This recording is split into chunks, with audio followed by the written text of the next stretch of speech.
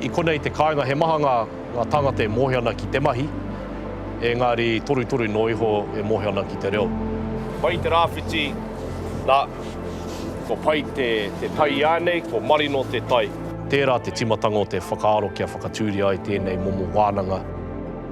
He tino maha ngā kupu mo tēnei anō a moana nei.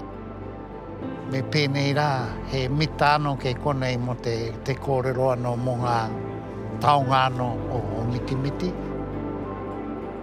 Ko te iwi kāinga o konei, ko te moana tērā, koira ko tō rātou ao. Ao noa pōnua ko te moana tonu te ao. Kei waho rā rātou e hi ana, e mahi ana, kohi kūtai ana, e tuku ana i te kupunga me te tōtō mai ngā kanai. Mena ka whakarau oratia ko te reo o te moana, he horopaki tērā e kaha whai ana e ngā uri o konei.